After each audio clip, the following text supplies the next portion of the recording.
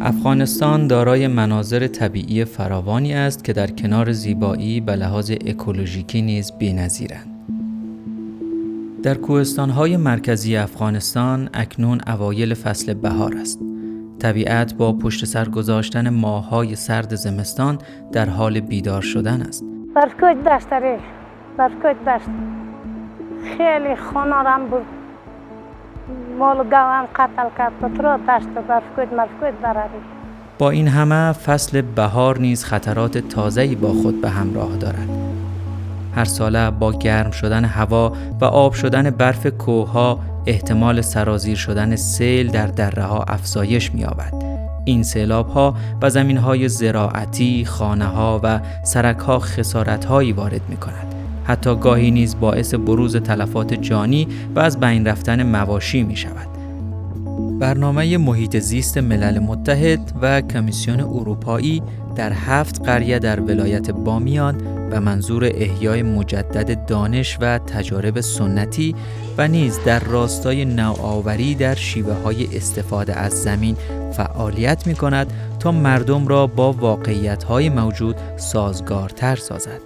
در این پروژه قسمی که از نامش پیداست فعالیت‌هایی را انجام می‌یابد که مرتبط به اکوسیستم باشه. فرض مثال غرس نیال است، تخم پاشی دوباره است، ساحات آسیب‌پذیر شناسایی میشه، قوریه است، قوریه نیالای مثمر است که ما بتونیم هم برای مردم تنوع غذاییشان در نظر بگیریم و هم مردم از خطرات حوادث که شامل برفکوچ و سیلاب و خشکسالی است ما بتونیم اینا مردم از این مشکلات نجات بدیم. 140,000 قلمه درخت در شیب کوههای محل به منظور ایجاد حایل حفاظتی در برابر برفکوچ غرس خواهد شد. علاوه بر این برای رشد نهالها نیز 6 قوریه محلی ایجاد شده تا بتوان نهالها را به عنوان درختان مثمر کاشته و یا برای استفاده بیشتر به فروش رساند و به ذخایر غذایی زمستانی اضافه کرد. در هر یک از این قوریه ها 30,000 نهال تولید خواهد شد. پیش از این دمی ساحه هیچ چیزی نبود. این کوه خاره بود. برنامه به شکلی طراحی شده تا مردم آسیب پذیر جامعه مانند خانواده هایی که از سوی زنان سرپرستی می شوند از آن بهره‌مند شوند. درخچه و در برکوچ میگره دیگه نیالشانی بدرک پیدا داره دیگه دمون مردم سرقت دیگه مردم سرقت نداره دیگه. خود تو که دیده دیگه این ملگای مرد.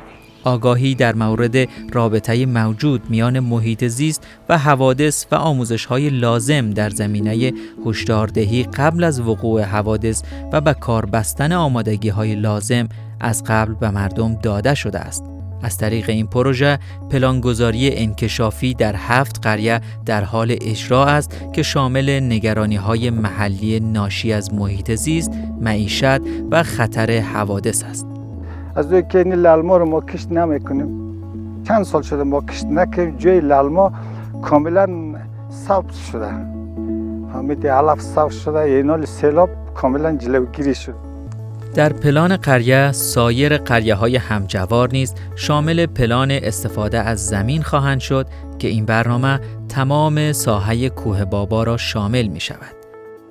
این شیوه برای پلانگذاری استفاده از زمین مردم محلی را قادر خواهد ساخت تا خطرات و فرصت‌های موجود برای انکشاف در سراسر دره را شناسایی کنند. کاری که با تمرکز روی مناطق محلی و کوچک امکان پذیر نیست. در نهایت فعالیت‌های انکشافی مانند شناسایی مناطق مناسب برای گسترش زراعت، خانه‌سازی و سرک‌های جدید نیز دور از ساحات در معرض خطر برفکوچ و سیلاب میسر خواهد بود.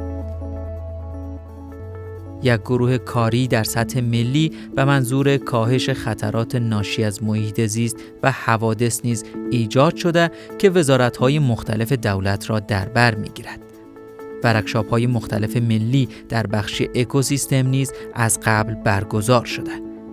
این تلاش‌ها نشان دهنده تغییری بزرگ در دولت است. یعنی اراده برای تمرکز روی کاهش خطرات حوادث و جای تمرکز روی رسیدگی به پیامدهای ناشی از حوادث طبیعی. و این فعالیت های ما به صورت نمونه‌ای است. بعداً مردم هم میتونن این فعالیت هایی را که ما در اینجا انجام میدیم، مردم هم میتونن که از این دوباره بیاموزن و در ساحات آسیب پذیر، در ساحاتی که فرصت داشته باشن میتونن دوباره تطبیق بکنن.